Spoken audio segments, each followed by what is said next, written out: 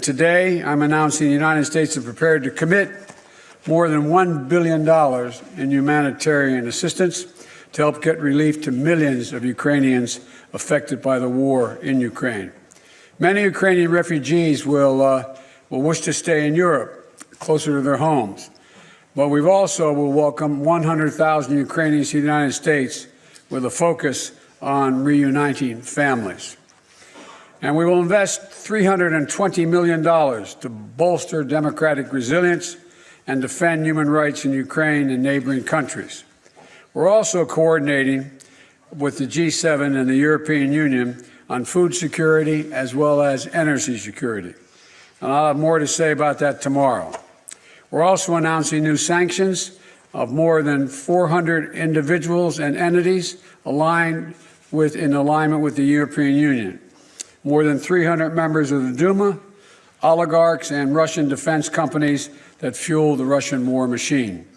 In addition to the 100,000 U.S. forces now stationed in Europe to defend NATO territory, NATO established, as you already know, 4 new battle groups in Romania, Hungary, Bulgaria, and Slovakia to reinforce the Eastern Front. Putin was banking on NATO being split. My early conversation with him in December and early January, it was clear to me he didn't think we could sustain this cohesion.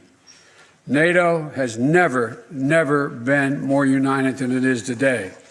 Putin is getting exactly the opposite what he intended to have as a consequence of going into Ukraine.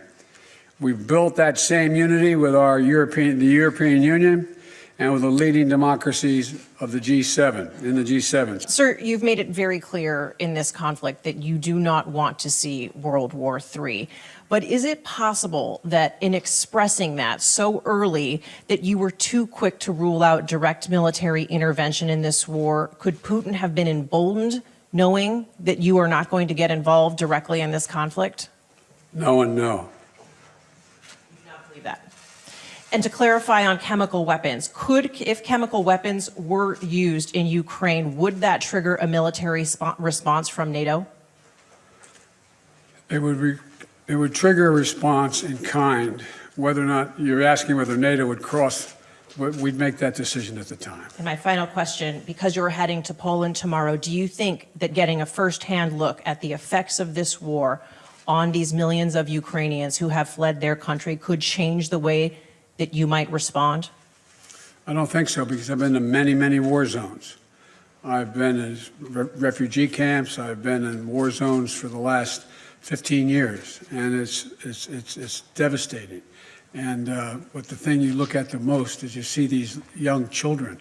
You see children without parents that are in those camps or in refugees. You see women and husbands, men and women who are completely lost and have no nose. You see the look, that blank look on their face, that absolute feeling of, my God, where am I? What's going to happen to me? And so what it will do, it will reinforce my commitment to have the United States make sure we are a major piece of dealing with the relocation of all those folks, as well as humanitarian assistance needed both inside Ukraine and outside Ukraine. For example, this is not something that Poland or Romania or Germany should carry on their own. This is an international responsibility. The United States, as the leader, one of the leaders in the international community, has an obligation to be engaged and do all we can to ease the suffering and pain of innocent women and children and men, for that matter, throughout Ukraine, and those who have made it across the border. I plan on attempting to see those folks, as well as I hope I'm going to be able to see, I guess I'm not supposed to say where I'm going, am I? But anyway, I hope I get to see a lot of people.